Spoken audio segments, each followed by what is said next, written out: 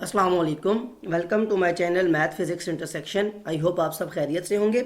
आज की इस नई वीडियो में हम क्लास 6 की एक्सरसाइज 4F को स्टार्ट करेंगे। एक्सरसाइज 4F जो बेस्ड है वो है topic applications of linear equations in real world context. If you remember, हमने जो एक्सरसाइजेस 4E और 4D हमने सॉल्व की हैं उसमें हमने लीनियर इक्वेशन का कॉन्सेप्ट सीखा था कि लीनियर इक्वेशन के कॉन्सेप्ट में हम कैसे अलजेब्राइक एक्सप्रेशन को इक्वेशन में कन्वर्ट करते हैं, कैसे लेफ्ट हैंड साइड और जो कॉन्सेप्ट है राइट हैंड साइड का वो क्या रोल प्ले करता है वेरिएबल्स की वैल्यू को फाइंड करने के लिए। सो फर्स्ट ऑफ ऑल जरा इसको थोड़ा डिटेल में देख लेते हैं और फिर देखते हैं कि लीनियर इक्वेशन कैसे हमारे रियल वर्ल्ड कॉन्टेक्स्ट में यूज़ होंगी। So in primary school we have solve word problems using the model method. आपको पता है कि आप इससे पहले जो क्लासेस थी आप उसमें वर्ड प्रॉब्लम को सॉल्व करते रहे, लेकिन वो वर्ड प्रॉब्लम ऐसी थी कि उसमें आप एक मेथड बनाया करते थे मॉडल मेथड, जिसमें आप कोई वेरिएबल ले लिया, मतलब अगर क्वेश्चन दिया जा रहा है a man is 5 times as old as his son, तो आप कहा करते थे कि जो पर्सन है वो उसके 5 टाइम्स है, let the son's age be X, तो वो जो उसकी मैन की एज होगी वो 5x आप लिख दिया करते थे। लेकिन अब आपको एक ज़रूरत है एक नए मेथड को सीखने की, a new method called the algebraic method. Algebraic method में अब आपको नाम से ही शो हो रहा है कि इसमें आप अलजबरा यूज़ करेंगे। अलजबरा क्या कहते हैं? अलजबरा वेरिएबल्स के नाम, मतलब वेरिएबल्स को यूज़ करने का नाम है। इस तरह से आप यूज़ करेंगे कि आपका जो क्वेश्चन है, जो वर्ड प्रॉब्लम है, वो पूरी की पूरी एक ही अलजब्राइक एक्सप्रेशन में या एक ही अलजब्राइक इक्वेशन के अंदर सम अप हो जाए। क्योंकि ये क्यों करने जा रहे हैं? बिकॉज लिखा है मैंने, some of the problems can not be solve using the model method. आपके पास ऐसी प्रॉब्लम्स आएंगी जो आप देखेंगे, जिनसे आपका मतलब आप काउंटर करेंगे कि जिनको आप जो आप इससे पहले प्राइमरी लेवल तक पढ़ते रहे उस तरह से सॉल्व करना उनको पॉसिबल नहीं है। तो फिर हमें ज़रूरत थी एक ऐसा नया मॉडल देखने की जिसमें हम क्वेश्चंस को सॉल्व कर सकें। इसी बात को रिलेट करने के लिए हमने एग्जांपल एक लिखी है कि कैसी आपके पास कैसे क्वेश्चंस आएंगे या कैसी वर्ड प्रॉब्लम आएंगी जिनको आप अपने प्राइमरी के मेथड से सॉल्व नहीं कर सकते। जैसे क्वेश्चन है, a man is 5 times as old as his son. एक पर्सन है वो अपने बेटे के 5 टाइम्स एज है। तो ये तो बड़ा सिंपल सी बात है, पहली लाइन तो बड़ी सिंपल, आप अपना जो मॉडल मेथड था उसके थ्रू भी लिख सकते हैं, सॉल्व कर सकते हैं। बट अगली बात देखें, 4 years अगो, 4 साल पहले, the product of their edges was 52, find there present ages. अब पूरा क्वेश्चन को समअप ऐसे होता है कि एक बेटा और एक जो है उनके फादर जो हैं उनके आपस में एज की रिलेशनशिप का एक क्वेश्चन है कि एक पर्सन है वो अपने बेटे के 5 टाइम्स है। शुरू में तो क्वेश्चन बड़ा सिंपल लगता है हमें कि ठीक है, अगर वो x होगा तो दूसरा 5x हो जाएगा। 4 years अगो, 4 साल पहले, अब क्या करना है आपको? अब वो वेरिएबल जो आपने लिया हुआ था उसमें 4 years से माइनस, जैसे अपनी एज आप देखें, आज आप अगर 12 years के हैं तो मैं कहता हूँ 4 years अगो, तो आप क्या करेंगे? 12 - 4, तो आपकी एज आ जाएगी 8 years। तो कुछ ऐसा रिलेशनशिप बनेगा, the product of their edges. अब प्रोडक्ट का मतलब, अब ये सारा कुछ आप कहाँ सीखा आपने आके? प्रोडक्ट का मतलब मल्टीप्लिकेशन होता है, ये बात आपने क्लास 6 में आके अलजबरा के अंदर देखी। तो इसीलिए मैं कह रहा हूँ कि अब जो प्रॉब्लम्स होंगी उनमें अलजबराई का यूज़ होना बहुत ज़्यादा ज़रूरी है, यानी अलजबरा इन्वॉल्व हो जाएगा। The product of their edges was 52, कि उनकी जो एजेस थी, अब किन की एजेस? सन और मैन। अब सन की एज को हमने एक्स कहा हुआ है और उनके जो फादर है उनकी एज को हमने 5 टाइम्स कहा हुआ है, 5x, तो उनका प्रोडक्ट लेंगे। अब 5x मल्टीप्लाई बाय एक्स, तो देखें अब यहाँ सारा क्या सॉल्व हो रहा है? अलजबरा। क्या आपने वेरिएबल को वेरिएबल से मल्टीप्लाई करना है या अगर उसका सम अप करना है, मल्टीप्लाई करना है, तो फिर वो सारा जो कॉन्सेप्ट है वो वहाँ जाके अप्लाई होना है। तो फाइंड द प्रेजेंट एजेस, ये जस्ट एग्जांपल थी मैंने यहाँ पे आपको एलेबोरेट करने के लिए कि हम इसमें क्या करेंगे कि हम कुछ वेरिएबल्स को लेके वेरिएबल की मदद से हम क्वेश्चन को सॉल्व करेंगे। और ये एग्जांपल सिर्फ यहाँ बताने का मतलब सिर्फ ये था कि आप कैसे आपको समझ आ जाए कि वर्ड प्रॉब्लम ऐसी आपके पास फेस करेंगे आप, जिनमें आपको अलजब्राइक मेथड ही अप्लाई करना पड़ेगा क्वेश्चन को सॉल्व करने के लिए। एक्सप्रेशंस होंगी x+3 = 40 या सम काइंड ऑफ 2 × x + 4, कि अगर किसी बंदे की एज या किसी चीज़ की बात हो रही है, =x - 3। अब इन सब को आप क्या अगर गौर से देखें तो ये क्या लिखी हुई है? अलजब्राइक इक्वेशंस, लीनियर इक्वेशंस लिखी हुई हैं। अब लीनियर इक्वेशन को सॉल्व करने के लिए हम क्या करते थे कि ये टर्म वहाँ चली जाएगी, वेरिएबल से वेरिएबल की वैल्यू फाइंड करने के लिए माइनस हो जाएगी। सिमिलरली यहाँ एक्सपेंशन होनी है, एक्सपेंशन होने के बाद यहाँ पे वेरिएबल को एक तरफ लाया जाएगा, सॉल्व किया जाएगा। एक्सरसाइज 4D और 4E मैंने वो सॉल्व करवाते हुए बताया था कि ये सारा कुछ आपका जाके यूज़ होगा 4F के अंदर, क्योंकि वहाँ वर्ड प्रॉब्लम्स हैं और वहाँ आपको इसको यूज़ करना है जो आप कॉन्सेप्ट सीख रहे हैं।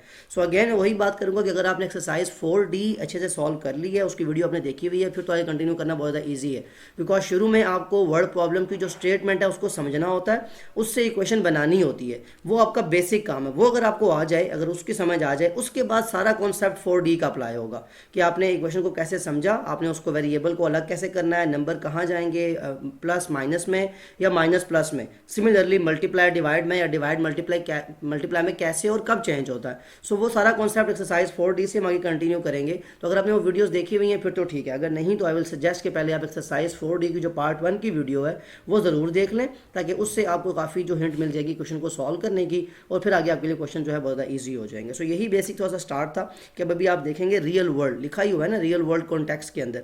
सो यही बात मैं अक्सर कहा करता हूँ कि मैथ पढ़ते हुए ये सोचा करें कि आपकी रियल वर्ल्ड में ये चीज़ कहाँ अप्लाई होने जा रही है। तो 4F एक्सरसाइज ऐसी एक्सरसाइज है जिसमें खुद से ऐसे क्वेश्चन बना के दे दिए गए हैं कि आप हर क्वेश्चन में आपको ये लगेगा कि बिल्कुल ये रियल वर्ल्ड की बात हो रही है। ऐसा या तो आपने होते हुए देखा है, या आप अभी अपने साथ आप फील कर सकते हैं कि आपकी कोई एज पूछी जा रही है, मतलब अगर कोई ऐसा कॉन्सेप्ट है, सो वो सारा रियल वर्ल्ड का कॉन्सेप्ट लगेगा आपको, अपने इर्द गिर्द वो चीज़ नज़र आती होगी ऐसा होते हुए। सो उसको अप्लाई करते हुए कैसे अलजबरा या कैसे मैथ को अप्लाई करेंगे हम, it is very much important exercise. यही वो कॉन्सेप्ट्स होते हैं जो आपको इंटरेस्ट डेवलप करते हैं कि आपने कैसे जो चीज़ सीखी थी वो रियल वर्ल्ड पे अप्लाई होती है। बहुत से बच्चे क्वेश्चन करते हैं सर अलजबरा तो हम पढ़ रहे हैं, वेरिएबल को हम सॉल्व कर रहे हैं, क्वेश्चन को सॉल्व कर रहे हैं, क्वेश्चन को सॉल्व करें, क्या ये अप्लाई होती हैं king?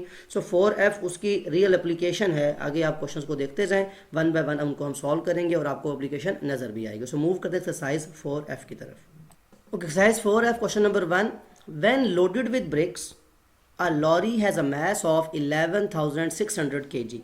If the mass of the bricks is 3 times that of the empty lorry, find the mass of the bricks. अब फर्स्ट ऑफ ऑल देखें कितना रियल वर्ल्ड क्वेश्चन है कि आपको ऐसा आपने देखा होगा, lorry means just a kind of जो आपके पास जिस आप ट्रॉली कहते हैं, यहाँ पे एक ट्रैक्टर होता है उसमें आप मतलब, या आप कोई ट्रक देख लें जो आप अपने जिसमें आप जो ब्रिक्स हैं, ईंटें हैं, उनको आप लोड कर रहे हैं। सो ऐसा आपने देखा होगा जब आपको कोई भी कंस्ट्रक्शन हो रही होती है तो ये ज़रूरी है कि आप कोई चीज़ यहाँ से वहाँ ट्रैवल करने के लिए उसको किसी गाड़ी में लोड करेंगे और फिर वहाँ तक लेके जाएंगे। तो दैट इज़ द क्वेश्चन कि आपके पास एक लॉरी थी, उसमें जब आपने ब्रिक्स को लोड कर दिया, अब क्वेश्चन यहाँ इंपॉर्टेंट ये है कि ये मैस किस चीज़ का है, ये लॉरी का मैस है या ब्रिक्स का मैस है? लेकिन नहीं, इंपॉर्टेंट यहाँ समझना ये है कि ये दोनों का मतलब इंक्लूडेड मैस है। क्यों? लिखा हुआ है ना कि व्हेन लोडेड विद ब्रिक्स, कि जब हमने उस लॉरी को ब्रिक्स से लोड कर दिया, अब उसका मैस कितना है? 11,600 kg। अब जब आपको ये बात यहाँ तक समझ आ चुकी है तो आपका अगला कॉन्सेप्ट क्या होता है? सबसे पहले आप सोल्यूशन में आ जाएं। देखें अगला क्वेश्चन क्या है, if the mass of the bricks is 3 times that of the empty lorry, कि जो ब्रिक्स का मैस है वो 3 टाइम्स है, 3 times means multiply by 3 that of the empty lorry, कि एम्प्टी लॉरी का अगर आपको मैस पता हो, खाली गाड़ी का मैस पता हो, आप उसको 3 टाइम्स करें यानी 3 से मल्टीप्लाई करें तो आपके पास किसका मैस आ जाएगा? ब्रिक्स का। अब आपसे कहा जा रहा है find the mass of the bricks. तो फर्स्ट ऑफ ऑल तो हमें पता हो कि एम्प्टी लॉरी का मैस क्या है, नहीं पता हमें। मैथमेटिक्स में जब भी कोई चीज़ ना पता हो तो हम उसे क्या करते हैं? लेट कर दिया करते हैं। तो let the mass of empty lorry be X, कि आप ये कह लें कि आपके पास जो वो खाली गाड़ी है उसका जो मैस है उसको एक्स कह दिया। अगर मैं इसको एक्स कहता हूँ तो मुझे क्वेश्चन क्या बता रहा था कि उसको अगर 3 टाइम्स दूँ तो किसका मैस बन जाएगा? ब्रिक्स का। Then the mass of bricks, अब आपको यहाँ से क्वेश्चन बड़ा सिंपल हो गया कि अब आपको पता है कि ब्रिक्स का मैस क्या हो जाएगा? That will be equal to 3 multiply by X. अब आपको पता है अलजबरा के अंदर जब भी वेरिएबल से कोई कोफिशिएंट या नंबर मल्टीप्लाई हो तो उसको हम 3x लिख लिया करते हैं। ये सारा कुछ आप बेसिक अलजबरा एक्सरसाइज 4B से देखते आ रहे थे। अब कहा जा रहा था अगली क्वेश्चन के व्हेन लोडेड विद ब्रिक्स, कि अगर आप इन दोनों को मतलब खाली गाड़ी और ब्रिक्स दोनों के मैस को ऐड करें तो कितना बनता है? 11,600। तो यहाँ लिख लिया करें एज गिवन, कि कोई बात भी आप खुद से नहीं कर रहे बल्कि क्वेश्चन के अंदर ये बात दी हुई है। क्या दिया हुआ है कि अगर आप एम्प्टी लॉरी यानी खाली गाड़ी को ऐड करें किसके अंदर? ब्रिक्स के मैस के अंदर, तो दोनों को मिला के आपको जो लोड दिया गया है वो दिया गया है 11,600 kg। अब आपके पास मैंने क्या बताया शुरू में, ये काम करना ज़रा इंपॉर्टेंट है, इस बात को समझना, इस इक्वेशन को बनाना। इसके बाद सारा कॉन्सेप्ट क्या है आप देखें, x और 3x दोनों लाइक टर्म्स हैं, दोनों में वेरिएबल सेम यूज़ हो रहा है। जहाँ कोई कोफिशिएंट ना हो कौन हुआ करता है? 1। ये सारा कॉन्सेप्ट किसका? एक्सरसाइज 4D का। 1x + 3x कितना हो जाएगा? 4x। इधर क्या लिखा हुआ है? 11,600 kg।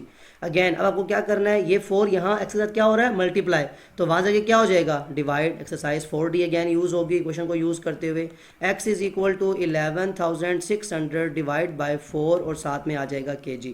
डिवीजन हो सकती है, बिल्कुल यहाँ साइड पे आप करके चेक कर लें। 11,600 डिवाइडेड बाय 4, 4 2s are 8, 3 ये 6 नीचे आ गया, 4 9s are 36। अब ये 2 ज़ीरोज़ को नीचे लाने के बजाय ऊपर ले जाएं, दैट मीन जो x की वैल्यू आ गई है x is equal to 2900 kg।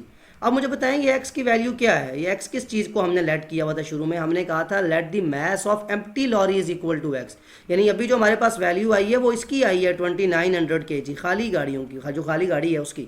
लेकिन हमसे पूछा क्या गया था, find the mass of the bricks, कि हमें तो उन ईंटों का मैस फाइंड करना, तो वो कितनी थी 3x। यहाँ मैं लाइन लगा रहा हूँ, यहाँ आगे सॉल्व कर रहा हूँ। एज वी नो कि ये मैस कितना था 3x, तो हम लिखेंगे मैस ऑफ ब्रिक्स के जो हमसे पूछा गया है, जो हमारा क्वेश्चन है इंपॉर्टेंट, उसका पता होना ज़रूरी है, वो 3x था। अब 3x का मतलब क्या है कि 3 लिख के x की जगह x की वैल्यू लिख लें। x की वैल्यू क्या है 2900 kg। ये काम एक्सरसाइज 4D में आप कर चुके हैं कि आपको अगर वेरिएबल की वैल्यू पता हो उसको आप पुट कर सकते हैं। 2900 3s are मल्टीप्लिकेशन कर लें, ये जो आप डिवीजन कर चुके हैं इसको रेज कर लें, वो इसका काम ख़त्म हो चुका है। अब क्या करना है आपको, 2900 को 3 से multiply, 3 0s are 0, 3 0s are 0, 3 9s are 27, 2 carry, 3 2s are 6 और 2 8, 8700 kg आपके पास आंसर आ गया। और ये आपका वो आंसर था। अगेन ज़रा क्वेश्चन को देखें, एक एम्प्टी लॉरी है, उसमें आपने ब्रिक्स को लोड किया, कंस्ट्रक्शन में ऐसा काम होते हुए आप देखते हैं, इसीलिए रियल वर्ल्ड प्रॉब्लम है।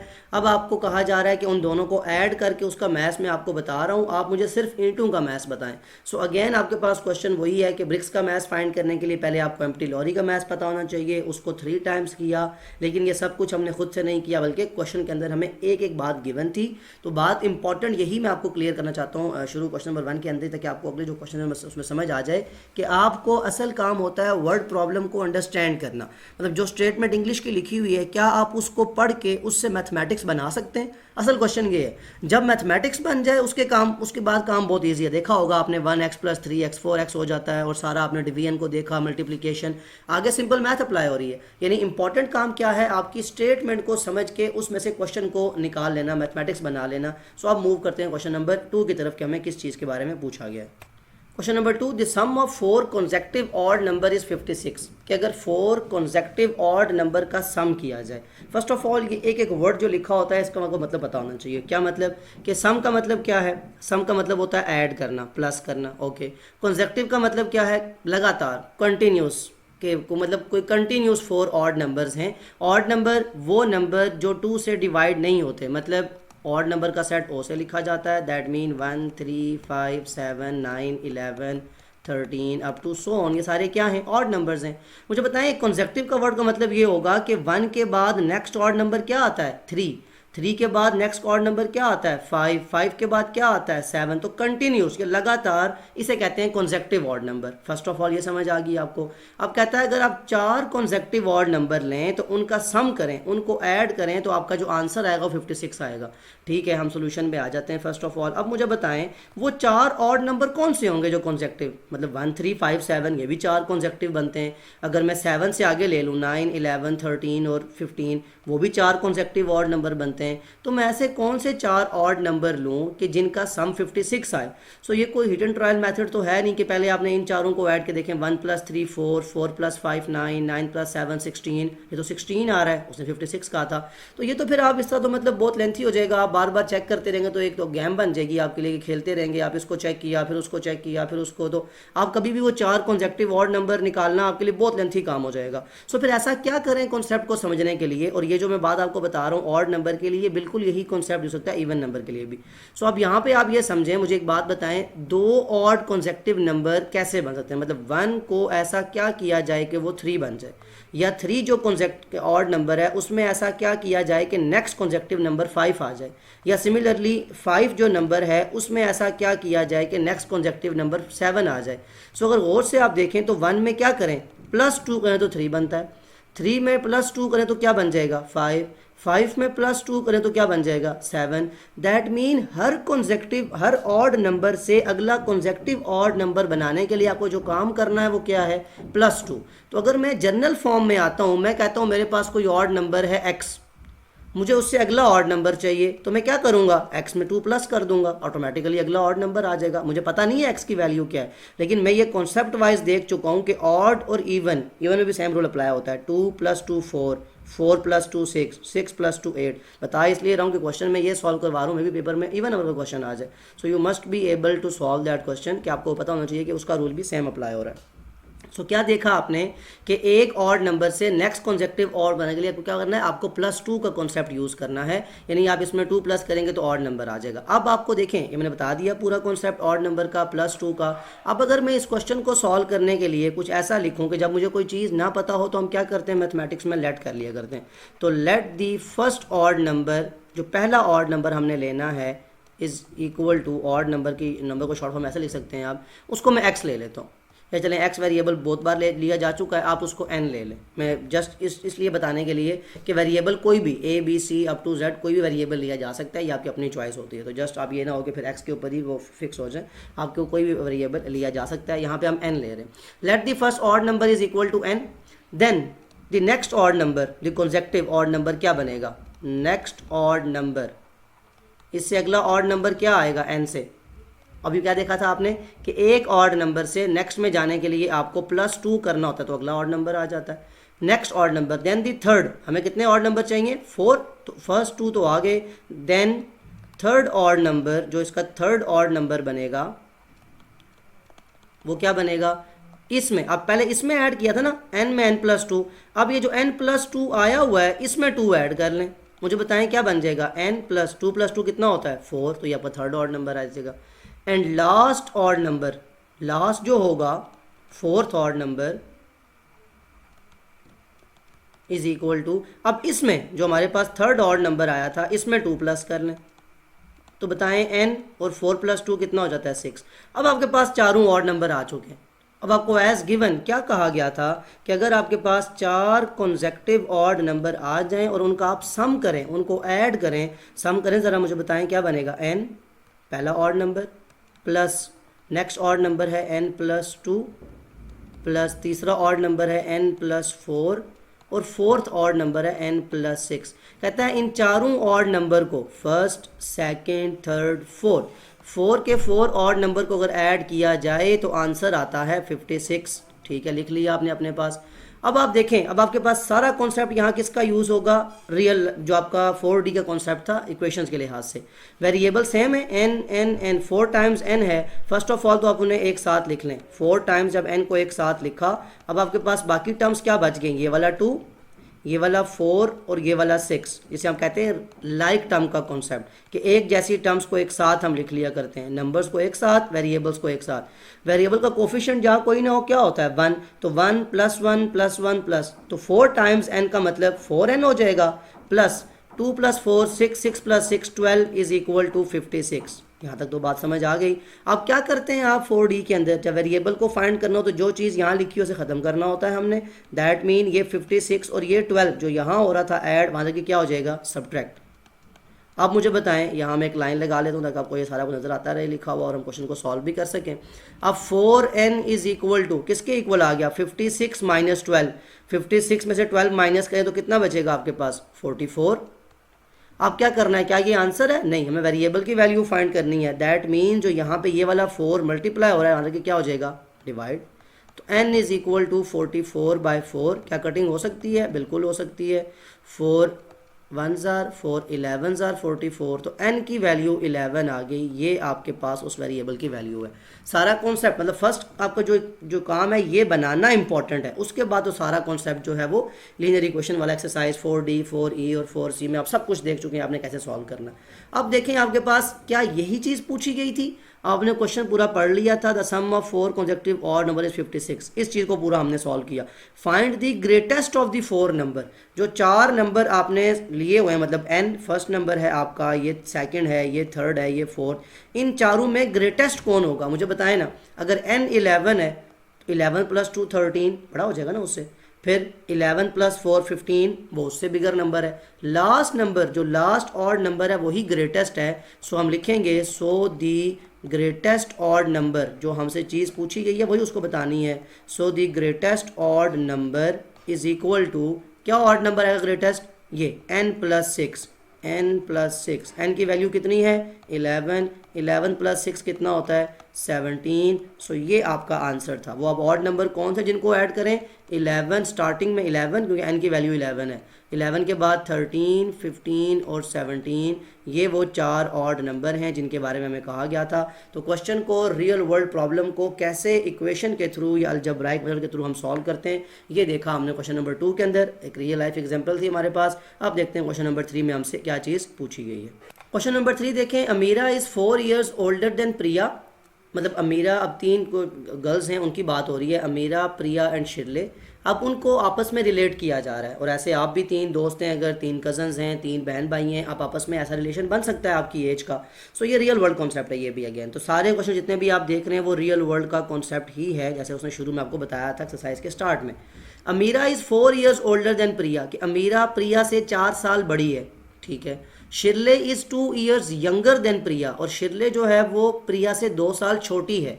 तो अमीरा और शिरले की दोनों की जो एज का रिलेशन है वो किसके साथ है, प्रिया के साथ, कि अमीरा प्रिया से 4 साल बड़ी है, शिरले जो है वो प्रिया से 2 साल छोटी है। तो अगर आपको प्रिया की एज पता हो तो फिर तो सारा काम आसान ही हो जाए ना, कि आप उसमें 4 ऐड करें, अमीरा की एज आ जाए, और 2 माइनस करें तो शिरले की एज आ जाए। ये तो बहुत सिंपल सा कॉन्सेप्ट हो गया। लेकिन हमें प्रिया की एज नहीं पता, यही सबसे इंपॉर्टेंट है। तो अगला क्वेश्चन क्या बता रहा है कि if the sum of their ages, अगर उन तीनों की एज का सम करें तो 47 आता है। अब पहले तो हमें किसी की एज का पता ही नहीं है, तो हम सम कैसे कर सकते हैं। And find their respective ages, उन तीनों की एज को फाइंड भी करना है। सो अगेन वही कॉन्सेप्ट कि अगर मैथ में कोई चीज़ आपको ना पता हो तो आप क्या किया करते हैं, लेट। लेकिन यहाँ हम किसकी एज को लेट करें कि हमारे पास बाकी सारा काम आसान हो जाए। आप देख चुके हैं प्रिया, प्रिया इज़ द मोस्ट कॉमन। प्रिया आपको अमीरा की एज भी बता सकती है क्योंकि अमीरा उससे 4 साल बड़ी है, और शिरले की एज भी पता चल सकती है अगर प्रिया की एज पता हो। तो let the age of Priya is equal to X. आप ये कर लें कि प्रिया की एज को एक्स लेट कर लें। अगर प्रिया की एज एक्स है देन अमीरा की एज क्या हो जाएगी, अमीरा उससे क्या थी 4 साल बड़ी। अगर आप 12 ईयर्स के हैं, आपका कोई भाई या बहन आपसे 4 साल बड़ा, तो क्या करेंगे आप उसमें 4 ईयर्स ऐड कर देंगे। देन अमीराज एज, आप इसको इस तरह पूरा लिख लें, Amira's age is equal to X में कितना ऐड करना है 4, तो ये किसकी एज बन जाएगी अमीरा की। एंड शिरले की एज क्या होगी, शिरले क्या थी प्रिया से 2 साल छोटी, Shirley's age is equal to younger थी ना, तो दैट मीन जो प्रिया की एज है उसमें से 2 माइनस करेंगे तो आपके पास शिरले की एज आ जाएगी। ये वो कॉन्सेप्ट बन गया शुरू में आपके पास कि प्रिया की अगर एक्स एज है तो अमीरा की x+4 है, शिरले की एज x-2 है। अब यहाँ आपको गिवन एक और बात दी गई थी जो बहुत इंपॉर्टेंट है। मैं अक्सर कहता हूँ एज गिवन लिखा गया है कि आप खुद से कोई काम नहीं करें, बल्कि बुक वाले ने कहा है। क्या कहा है कि सम करें, सम मीन्स ऐड करें, किसको, उनकी एजेस को, तीनों की एजेस को। तो आंसर क्या आएगा 47। तो ऐड कर लेते हैं, ठीक है। क्या एज है, पहली एज है x प्लस, दूसरी एज है x+4 अमीरा की, प्लस शिरले की एज है x-2। कहता है तीनों को ऐड करें तो आंसर 47 आएगा, या बुक वाले ने बता दिया हमें। अब यहाँ फिर एक्सरसाइज 4D, पहले तो ब्रैकेट्स ओपन होंगी, x+4 प्लस x-2, क्योंकि ये प्लस माइनस माइनस हो जाएगा, is equal to 47। Again like term कौन कौन है, ये वाला x, ये वाला x और ये वाला x, इनको साथ लिख लें। तीनों x 3x हैं, तीनों ऐड हो रहे हैं, दैट मीन क्या बन जाएगा 3x। 4-2 plus 4-2 plus minus minus. अब यहाँ कॉन्सेप्ट आपका स्ट्रॉन्ग होना ज़रूरी है क्योंकि आपको सारा टाइम तो इसमें लगाना है क्वेश्चन को समझने में। तो यहाँ भी अगर आप वो बार बार लिखने में या उनको ऐड सब्ट्रैक्ट करने में आपका टाइम वेस्ट हो रहा है, फिर क्वेश्चन बहुत लेंथी हो जाएगा। सो दैट मीन आपका कॉन्सेप्ट 4D का और 4B 4C कॉन्सेप्ट बहुत ज़्यादा स्ट्रॉन्ग होना चाहिए ताकि आप ये बहुत जल्दी सॉल्व कर सकें। तो 3x 4-2 कितना होता है 2, और प्लस का 2 बड़ी टर्म का साइन आता है, इज इक्वल टू 47। अब क्या करेंगे, वेरिएबल को जब सॉल्व करना हो तो ये टर्म वहाँ चली जाया करती है, दैट मीन 47-2 हो जाएगा। मैं यहाँ एक लाइन लगा रहा हूँ। अब मुझे बताएं 3x इज इक्वल टू 47 से 2 जाए तो कितना बचेगा 45। क्या ये आंसर है, बिल्कुल भी नहीं। ये 3 जो है वादे की क्या हो जाएगा डिवाइड, दैट मीन x की जो वैल्यू आएगी वो 45 डिवाइड बाई 3। क्या कटिंग हो सकती है, बिल्कुल। 3 1s are, यहाँ भी 3 1s are 3, 1 कैरी आया 15, 3 5s are 15। तो x इज इक्वल टू 15 आपके पास आ गया। अब x क्या था, x थी एज ऑफ प्रिया। तो आप पहली बात तो लिख दें प्रियाज एज आपके पास आ चुकी है, आपको उसमें कोई कन्फ्यूजन ही नहीं है बिकॉज आपने उसको x कहा था, x की वैल्यू आ गई। तो Priya's age is equal to 15, पहला आंसर तो आ गया। देन अब प्रिया के बाद उसने क्या कहा था, फाइंड देयर रिस्पेक्टिव एजेस। सबकी एजेस भी तो फाइंड करनी है हमने, प्रिया की फाइंड कर ली। तो नेक्स्ट एज किसकी है अमीरा, Amiraj age is equal to, क्या कहा था आपने अमीरा की एज को, x प्लस 4, x की वैल्यू क्या है 15, तो 15 प्लस 4 कितना हो जाएगा 19, ये उसकी अमीरा की एज आ जाएगी। एंड लास्ट में कौन रह गया है, शिरलेज एज। शिरले की एज को आपने क्या कहा हुआ था, Shirley's age is equal to x minus 2, x की वैल्यू क्या थी आपके पास 15, 15 माइनस 2, तो कितना आ जाएगा 15 माइनस 2 करें तो 13, and that is your complete answer. अब आपके पास तीनों की एज आ चुकी है, प्रिया की एज 15, यही उसने कहा था ना फाइंड देयर रिस्पेक्टिव एजेस, अमीरा की एज 19 और लास्ट में शिरले की एज 13। अब याद रखें वर्ड प्रॉब्लम की सबसे अच्छी बात कि जब आप क्वेश्चन को सॉल्व कर चुके हों तो जो आपके पास आंसर आए उसको आप चेक कर सकते हैं कि वो आंसर ठीक है या नहीं। ये सबसे अच्छी बात है वर्ड प्रॉब्लम की। कैसे कि आपको कहा गया था कि the sum of their ages is 49, के जो आप आंसर निकालेंगे उनका सम क्या 47 बनता है। 47 देख लें, 15, 19 और 13, ज़रा ऐड करें ना 15 को, 19 को और 13 को। 5 प्लस 9 कितना होता है 14, 14 प्लस 3 17, 7 आया 1 कैरी, 1 प्लस 1 2, 2 प्लस 1 3, 3 प्लस 1 4, तो उन सब का सम क्या है 47। तो जो क्वेश्चन के अंदर इंफॉर्मेशन दी होती है या जो आपको क्वेश्चन के अंदर की जो क्रक्स होता है वो लाजमी आपका जो आंसर आ रहा है उसको वो रिलेट करेगा, उसके साथ वो रिलेशनशिप होगा। कभी ऐसा नहीं है कि आप जो सोल्यूशन निकाल रहे हैं वो आपकी बात को जस्टिफाई नहीं कर रहा, मतलब आपने 3 आंसर तो निकाल लिए लेकिन वो जो आपकी बात है वो वैलिड ही नहीं है, उसका आंसर वो आ ही नहीं रहा। तो वर्ड प्रॉब्लम की सबसे अच्छी बात यह है कि आपका आंसर खुद ही आप चेक कर सकते हैं कि क्या जो हमारा आंसर आया वो बिल्कुल ठीक भी है या नहीं। सो यहाँ क्वेश्चन नंबर 3 कंप्लीट हो रहा है। अब मैं यहाँ स्टॉप कर रहा हूँ, जो क्वेश्चन नंबर 4 से ऑनवर्ड्स है वो नेक्स्ट वीडियो में, ताकि आपकी वीडियो की लेंथ इतनी इंक्रीज ना हो, आप उसको इजीली, कॉन्सेप्ट भी आपका काफ़ी स्ट्रॉन्ग है वर्ड प्रॉब्लम का। और प्रॉब्लम को आपको करना क्या है, आपको इंग्लिश की स्टेटमेंट को समझ के क्वेश्चन में आपको कन्वर्ट करना है, मैथ का क्वेश्चन बनाना है आपको खुद से। जब आप क्वेश्चन बना लेते हैं, इक्वेशन बना लेते हैं, फिर तो आपके लिए सॉल्व करना, वेरिएबल की वैल्यू फाइंड करना ईजी होना चाहिए after solving 4D and 4E। तो यही बात थी, यही कॉन्सेप्ट मैं शुरू से आपसे बात करता आ रहा हूँ कि आपका कॉन्सेप्ट इक्वेशन का स्ट्रॉन्ग होगा तो फिर आप इस प्रॉब्लम को समझ सकते हैं और आगे सॉल्व कर सकते हैं। आई होप जितना भी कॉन्सेप्ट आपको समझ आ चुका होगा। स्टिल अगर कोई ऐसी बात क्वेश्चन की या किसी भी चीज़ की को मेंशन करनी हो तो कमेंट में ज़रूर मेंशन कर सकते हैं आप। Other than that take care of yourself. अल्लाह हाफिज़।